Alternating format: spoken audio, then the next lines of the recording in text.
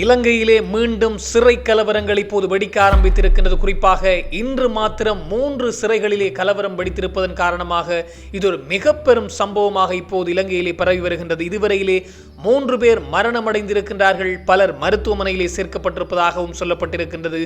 பின்னணியிலே இருந்து இயக்குகின்ற குழுவை தெரியும் என்ற அடிப்படையிலே பொதுமக்கள் பாதுகாப்பு அமைச்சர் ஆனந்த விஜயபாலவும் பாராளுமன்றத்துக்குள்ளே தெரிவித்திருக்கின்றார். மேலும் போலீஸ் மா அதிபர் பிரியந்த வீரசூரியனுடைய வீட்டை சுற்றி புகைப்படம் எடுத்து காணொலி எடுத்த நபரும் அவருடைய வீட்டிற்கு செல்கின்ற பாதைகளை காணொலி எடுத்த நபரும் அதிரடியாக கைது செய்யப்பட்டிருக்கின்றார். இதன் பின்புலத்திலும் ஏதும் சதி இருக்குமோ என்ற அடிப்படையிலே விசாரணைகள் தீவிரப்படுத்தப்பட்டிருக்கின்றது. மேலும் கோட்டாபய ராஜபக்ச உடனடியாக நீதிமன்றத்திலே முன்னிலையாக வேண்டும். இந்த மனித உரிமை செயற்பாட்டாளர்கள் லலித் மற்றும் குகன் ஆகியோர் கடத்தப்பட்டு காணாமலாக்கப்பட்ட விடயத்திலே கோட்டாவுக்கும் தொடர்பு இருக்கின்றது என்ற அடிப்படையிலே அவர் உடனடியாக நீதிமன்றத்திலே முன்னிலையாக வேண்டும் என்று யாழ் நீதிமன்றமும் உத்தரவு பிறப்பித்திருக்கின்றது. இந்த விடயங்கள் பற்றித்தான் இந்த தொகுப்பினூடாக முழுமையாக பேசப் போகின்றோம். அன்புறவுகளில் எல்லோருக்குமே வணக்கம். இப்போது சிறைச்சாலை சம்பவங்கள், குறிப்பாக சிறையிலே இப்போது மோதல்கள் தீவிரமடைந்திருக்கின்றது. குறிப்பாக ஒரு 3 நாட்களுக்கு முன்னர் தான் பாராளுமன்றத்துக்குள்ளே வைத்து இந்த நீதி அமைச்சர் ஹர்சன நாணயக்கார் ஒரு விடயத்தை தெரிவித்திருந்தார். மகர சிறைச்சாலை கலவரம் மாத்திரமல்ல, இந்த நீர்கொழும்பு சிறைச்சாலை கலவரம் மாத்திரமல்ல, இன்னும் 5 சிறைகளிலே கலவரம் வெடிக்க இருக்கின்றது. எங்களுக்கு புலனாய்வு தகவல் கிடைத்திருக்கின்றது. எனவே 5 சிறைகளிலே இன்னும் குழப்ப நிலையை ஏற்படுத்துவதற்கு ஒரு குழு திட்டமிட்டே சதி செய்து வருகின்றது என்ற புலனாய்வு தகவல் கிடைத்திருக்கின்ற அடிப்படையிலே நீதியமைச்சர் ஹர்சன நாணயக்கார தெரிவித்திருந்தார். அது நேற்று மாலை அளவிலே அது மீண்டும் ஆரம்பமாகி இருக்கின்றது என்பதுதான் மிக முக்கியமான விடயம். நேற்று கொழும்பு மெகசின் சிறைச்சாலையிலே ஒரு குழப்ப நிலை ஏற்பட்டிருக்கின்றது. குறிப்பாக அந்த சிறைக்குள்ளே வெளியிலிருந்து ஒரு பார்சல் ஒன்றை, அதாவது ஒரு பொதியொன்றை தூக்கி வீசி இருக்கின்றார்களாம். அந்த பொதியை சிறைக்காவல் அதிகாரிகள் கைப்பற்றி இருக்கின்றார்கள். இதன் பின்புதான் ஒரு மோசமான நிலை ஏற்பட்டு அங்கிருந்த சிறைக்குள்ளே இருந்த ஒரு குழுவினர் திடீரென வந்து சிறைக்காவல் அதிகாரிகள் மீது தாக்குதலை நடத்த முயற்சித்தது மாத்திரமல்லாமல் சிறைச்சாலையினுடைய மருத்துவமனையை அடித்து நாசம் செய்திருக்கின்றார்களாம். இந்த கலவரம் நேற்று இரவு கட்டுப்படுத்தப்பட்டிருக்கின்றது. அது நேற்று கட்டுப்பாட்டிற்குள்ளே கொண்டு வரப்பட்டாலும் இன்று காலை முதல், இந்த 7ஆம் தேதி காலை முதல் அது மீண்டும் தொடர்கின்றது என்ற கருத்து தெரிவிக்கப்பட்டு கடும் பாதுகாப்புகள் சுற்றி கடும் பாதுகாப்பு பலப்படுத்தப்பட்டிருப்பதாகவும், இந்த சிறை கலவரத்திலே ஒருவர் கொல்லப்பட்டிருக்கின்றார். பாதாள உலக குழுவின் தலைவன் மல்லி என்று சொல்லப்படுகின்ற கொஸ்வவ மல்லி என்று சொல்லப்படுகின்ற அவருடைய சகா ஒருவர் படுகொலை செய்யப்பட்டிருக்கின்றார் என்ற தகவலும் வெளியாகி இருக்கின்றது. இதிலே 11 பேர் வரையிலே காயம் அடைந்திருக்கின்றார்களாம். 9 பேர் வேறு சிறைச்சாலைக்கு மாற்றப்பட்டிருப்பதாகவும் சொல்லப்பட்டிருக்கின்றது.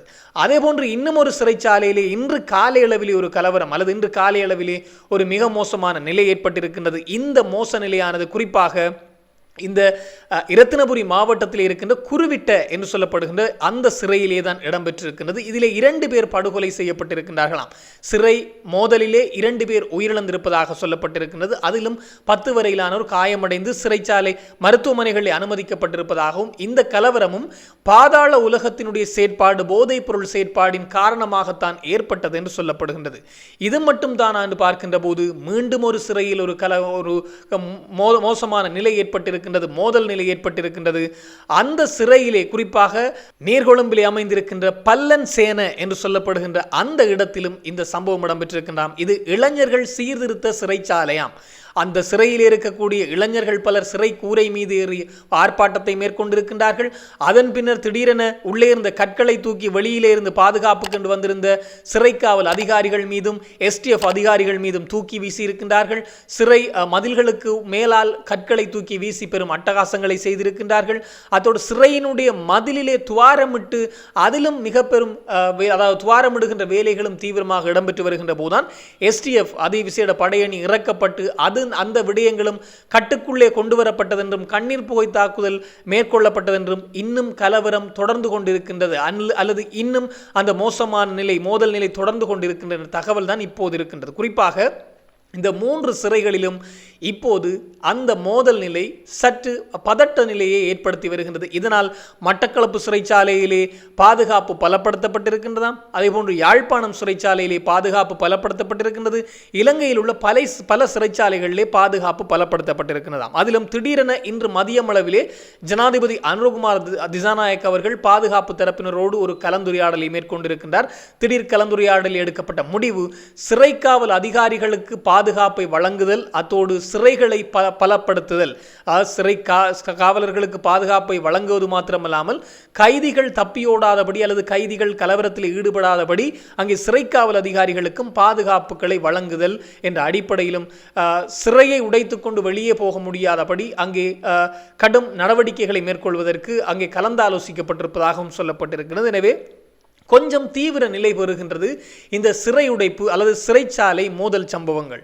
இந்த சிறைச்சாலை மோதல் சம்பவங்கள்லாம் எங்கே ஆரம்பிக்கின்றது என்ற ஒரு விடயத்தை பார்த்தால், ஒரு மாதங்களுக்கு முன்னர் ஒரு சம்பவம் இடம்பெற்றிருந்தது. குறிப்பாக ஒரு ஊடகவியலாளர் ஒரு கருத்தை தெரிவித்திருந்தார். அது இந்த புலனாய்வு ஊடகவியலாளராம் ஒரு கருத்தை தெரிவித்திருந்தார். மடகஸ்கர் நாட்டிலே பல பாதாள உலகக்குழு உறுப்பினர்கள், இலங்கையைச் சேர்ந்து தப்பியோடி தலைமறைவாக இருக்கின்ற பல பாதாள உலகக்குழு தலைவர்கள் உறுப்பினர்கள் ஒன்று சேர்ந்திருக்கின்றார்களாம். அவர்கள் எல்லோரும் ஜனாதிபதி அனுரவுக்கு எதிராக ஏதோ ஒரு சதித்திட்டம் ஒன்றை செய்வதற்கு அல்லது ஜனாதிபதிக்கு தீங்கு விளைவிக்கின்ற வகையிலே ஒரு சதித்திட்டம் ஒன்றை தீட்டி வருகின்றார்கள், அது பற்றி கலந்துரையாடி இருக்கின்றார்கள் என்ற செய்தி கிடைத்திருக்கின்ற அடிப்படையிலே அந்த புலனாய்வு ஊடகவியலாளர் பல ஊடகங்களுக்கு இந்த செய்தியை வெளிப்படுத்தியிருந்தார். இது தீவிரமாக பேசுபொருளாக மாறியிருந்தது. ஆனால் அந்த அளவுக்கு இதை பற்றி கண்டுகொள்ளவில்லை. ஜனாதிபதியினுடைய பாதுகாப்பும் அதிகரிக்கப்பட வேண்டும் என்ற அடிப்படையில் அவர் கோரிக்கை விடுத்திருந்தார். அந்த கலந்துரையாடல் அல்லது அந்த பாதாள உலகக்குழு போதைப் பொருள் தங்களை கட்டுப்படுத்தி விட்டார்கள், இதற்கு எதிராக நடவடிக்கை எடுக்க வேண்டும் என்று இடம்பெற்ற அந்த கூட்டம் அல்லது அந்த அவர்களுடைய கலந்துரையாடலின் பின்னர் தான் அல்லது அவர்களுடைய அந்த சந்திப்பின் பின்னர் தான் சிறை கலவரங்கள் கொஞ்சம் கொஞ்சம் தீவிரம் பெறுகின்றது என்பதும் மிக முக்கியமான விடயம். அதுக்கு முதல் நீர்கொழும்பு சிறைச்சாலை சம்பவம், இதிலே 30 பேருக்கும் அதிகமானவர்கள் படுகொலை செய்யப்பட்டிருந்தார்கள். அதுவும் போதைப்பொருள் நடவடிக்கை தான், போதைப் பொருளை கட்டுப்படுத்தி விட்டார்கள் என்ற ஒரு காரணத்திற்காகத்தான் அந்த சிறைச்சாலை சம்பவம் இடம்பெற்றிருந்தது. அதே போன்று பின்னர் மகர சிறைச்சாலை சம்பவம், இந்த மகர சிறைச்சாலை சம்பவம் போதைப் பொருளை கட்டுப்படுத்தி விட்டார்கள் அல்லது போதைப் பொருளை உள்ளே கொண்டு வர விடுகின்றார்கள் இல்லை என்ற அடிப்படையிலே நேரடியாக சிறைக்காவல் அதிகாரிகளுக்கு எதிராக கைதிகள் போர்க்கொடி தூக்கியிருந்தார்கள். அங்கிருந்த எல்லாமே எரித்து நாசம் செய்யப்பட்டிருந்தது. வைத்தியசாலை உட்பட தலைமை சிறைக்காவல் அதிகாரியினுடைய அலுவலகம் உட்பட அங்கிருந்த தையல் இயந்திரங்கள் என்று அத்தனை சமையலறை என்று எல்லாமே அடித்து நாசம் செய்யப்பட்டு தீ வைத்து எரிக்கப்பட்டிருந்தது இந்த மகர சிறைச்சாலையிலே. அதற்கு அடுத்த சிறை சம்பவமாக நேற்று மாலை தொடங்கியதுதான் இந்த கொழும்பினுடைய மகசின் சிறைச்சாலை சம்பவம். அதுக்கு அடுத்த சம்பவமாக இந்த குறிவிட்ட சிறைச்சாலை சம்பவம் தீவிரம் பெற்று வருகின்றது. அடுத்ததாக இன்று தொடங்கி இன்றும் கட்டுப்பாட்டுக்குள்ளே கொண்டு வரப்பட்டதுன்னு சொல்லப்பட்டாலும் குழப்ப நிலை நீடித்து வருகின்ற இந்த பல்லன் சேன என்று சொல்லப்படுகின்ற நீர்கொழும்பு சிறைச்சாலை சம்பவமும் தீவிரம் பெற ஆரம்பித்திருக்கின்றது. இது கிடைத்த புலனாய்வு தகவலும் உண்மைதான் என்பதை உறுதிப்படுத்துகின்றது. குறிப்பாக ஹர்சன நாணயக்கார நீதியமைச்சர் குறிப்பிட்டிருந்தார், இன்னும் 5 சிறை சம்பவங்கள் அல்லது சிறைச்சாலைகளிலே மோதல் நிலை ஏற்படலாம், குழப்ப நிலை ஏற்படுத்துவதற்கு ஒரு குழு தூண்டி விடுகின்றார்கள் என்ற ஒரு தகவல் வந்திருந்தது. இதில் மிக முக்கியமான விடயம், இந்த சிறைச்சாலைக்குள்ளே தொலைபேசிகள் இருக்கின்றது என்று பல நாட்களாக தகவல் வருகின்றது. தொலைபேசிகளை அவர்கள் கண்ட இடத்திற்குள்ளே மறைத்து வைத்திருக்கின்றார்கள், அதுவும் மலசல கூட குழிக்குள்ளே கூட தொலைபேசிகளை மறைத்து வைத்திருக்கின்றார்கள் என்ற தகவல் கிடைத்திருந்தது. எனவே இந்த சிறை கலவரங்களை ஒருங்கிணைப்பவர்கள் தொலைபேசியினூடாக ஒருவேளை தொடர்பு கொள்கின்றார்களோ என்ற ஐயநிலையும் இப்போது ஏற்பட ஆரம்பித்திருக்கின்றது. இதன் காரணமாக உடனடியாக இன்னும் ஒரு நடவடிக்கை எடுக்க போகின்றார்களாம். சிறைக்குள்ளே இருக்கின்ற இந்த தொலைக்காட்சிகள் மற்றும் வானொலிகள் பறிமுதல் செய்யப்பட போகின்றதாம். எல்லா சிறைச்சாலைகளிலும் தொலைக்காட்சி மற்றும் வானொலிகள் இருக்கும். இனி அதுவும் இல்லாமல் செய்வதற்கான வேலை செய்யப்பட்டு வருவதாகவும் சிறைச்சாலையினுடைய பாதுகாப்பை பலப்படுத்தவும் நடவடிக்கைகள் எடுக்கப்பட்டு வருவதாகவும் சொல்லப்பட்டிருக்கின்றது. மேலும் ஒரு சம்பவம் ஒன்று பார்க்கின்ற போது, சொற்ப நாட்களுக்கு முன்னர் ஸ்ரீலங்கா பொதுஜன பெரமுன மஹிந்த ராஜபக்சவின் கட்சியான ஸ்ரீலங்கா பொதுஜன பெரமுன கட்சியினுடைய பொதுச் செயலாளர் சாகர காரியவசம் இப்போதைய போலீஸ் மா அதிபரான பிரியந்த வீரசூரிய அவர்களை எச்சரிக்கின்ற வகையிலே அரசாங்கத்திற்காக செயற்படாதீர்கள், மக்களுக்காக செயற்படுங்கள். அப்படி செயற்படாமல் நீங்கள் அரசாங்கத்திற்காக மட்டும் வால் பிடித்தால் மக்கள் உங்களை நடுவீதியில் வைத்து அடித்து படுகொலை செய்வார்கள் என்ற அடிப்படையில் ஒரு கருத்தை தெரிவித்திருந்தார். இது கொஞ்சம் பேசுபொருளாக மாறியிருந்தது. இன்று கொஞ்சம் பரபரப்பான சூழல் ஏற்பட்டிருக்கின்றது. பிரியந்த வீரசூரிய அவர்கள் போலீஸ் மாதிபர் அவர்களுடைய வீட்டை சுற்றி ஒரு நபர், ஒரு காரிலே வந்த மர்ம நபர் ஒருவர் திடீரென காணொலி மற்றும் புகைப்படங்கள் எடுத்து அதனை சுற்றி வந்திருக்கின்றாராம். அது மாத்திரமல்லாமல் அவருடைய வீட்டிற்கு முன்னால் உள்ள பாதைகளை எல்லாம் அவர் காணொலி எடுத்த விடயத்தை அங்கிருந்த பாதுகாப்புக்கு இருந்த STF அதிகாரிகள் போலீசாருக்கு வழங்கி உடனடியாக அந்த நபர் கைது செய்யப்பட்டிருக்கின்றார். இது எதற்காக இடம்பெற்றது என்பது தெரியாது, மாறாக விசாரணைகள் இடம்பெற்று வருகின்றதாம் என்ற தகவல்களும் வெளியாகி இருக்கின்றது. இது என்ன பின்னணி என்ற அடிப்படையிலும் இன்னும் தகவல் வெளியாகவில்லை. கைது இடம்பெற்றிருக்கின்ற என்ற செய்தி மாத்திரம் வெளிவந்திருக்கின்றது. மேலும் ஒரு முக்கியமான செய்தி என்று பார்க்கின்ற போது கோட்டாபய ராஜபக்ச என்னை தூக்கிலே தொங்க விட்டாலும் யாழ்ப்பாண நீதிமன்றத்துக்கு வரமாட்டேன் என்று சொல்லிக் கொண்ட கோட்டாபய ராஜபக்ச குறிப்பாக எதற்காக என்றால் இந்த 2011ஆம் ஆண்டு கால பகுதியிலே மனித உரிமைகள் செயற்பாட்டாளர்கள், சமூக செயற்பாட்டாளர்களாக இருந்த இந்த லலித் மற்றும் குகன் ஆகியோர் ஆவரங்கால் பகுதியிலே வைத்து கடத்தப்பட்டு காணாமலாக்கப்பட்டிருந்தார்கள். இதிலே கயஸ்ரக வாகனம் ஒன்று வந்தது, அதற்குள்ளே இராணுவத்தினருடைய தலையீடு இருக்கின்றனெல்லாம் தெரிய வந்ததனால் அப்போது பாதுகாப்பு செயலாளராக இருந்த கோட்டாபய ராஜபக்சவுக்கும் இதிலே தொடர்பு இருக்கத்தான் வேண்டும் என்ற அடிப்படையிலே இந்த 2012ஆம் ஆண்டு தொடரப்பட்ட வழக்கிலே 2017ஆம் ஆண்டு கோட்டாபய ராஜபக்சவும் பிரதிவாதியாக சேர்த்துக் கொள்ளப்படுகின்றாராம். அதன் பின்னர் கோட்டாவிடம் வாக்குமூலங்களை பெறுவதற்காக நீதிமன்றத்திலே முன்னிலையாக வேண்டும் என்று சொல்லப்பட்ட போது 2017 முதல் இன்று வரையிலே அவர் நீதிமன்றத்திலே முன்னிலையாகவில்லை. பல காரணங்களை சொல்லி வருகின்றாராம். நெஞ்சு வலி, நான் யாழ்ப்பாண நீதிமன்றத்துக்கு செல்ல முடியாது, பாதுகாப்பு அச்சுறுத்தல் இருக்கின்றதெல்லாம் சொல்லி வருகின்றாராம். நான் எதற்கும் பயப்பட மாட்டேன் என்று சொன்ன கோட்டா யாழ்ப்பாண நீதிமன்றத்துக்கு போனால் உயிராபத்து இருக்குன்னு சொல்கின்றாராம் என்பது ஒரு சிரிக்கத்தக்க விடயம்தான். எத்தனை கொலைகளை செய்தவருக்கு இதெல்லாம் ஒரு விடயமா என்றெல்லாம் சொல்ல வேண்டியிருக்கிறது. காரணம், கோட்டா அவர் செய்யாத வேலைகளே இல்லை. அவரோடு ஜனாதிபதியாக வந்த பின்னர் கூட யாழ்ப்பாண நீதிமன்றத்திலே ஒரு முன்னிலையாகவில்லை.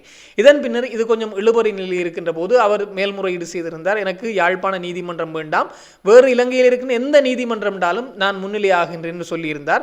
ஆனால் கொழும்பு நீதிமன்றம் சொல்லிவிட்டது யாழ்ப்பாண நீதிமன்றமே இது சார்ந்து முடிவெடுக்கும் என்று.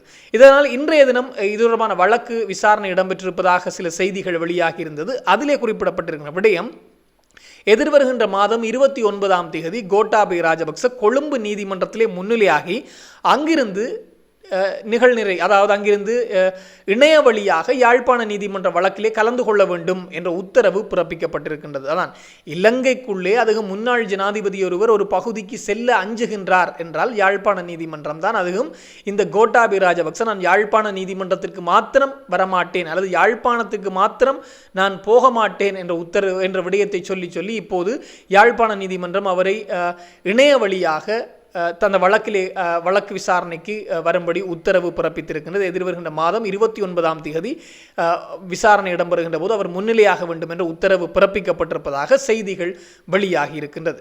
இது தொடர்பாக இன்னும் பல தகவல்கள் வருகின்ற போது உடனுக்குடன் தெளிவுபடுத்த நானும் தயாராக இருக்கிறேன். இன்னும் ஒரு தொகுப்போடு சந்திக்கலாம். உங்களிடம் விடைபெறும் நான் என்றும் உங்கள் அன்பின் ஈழன். வணக்கம்.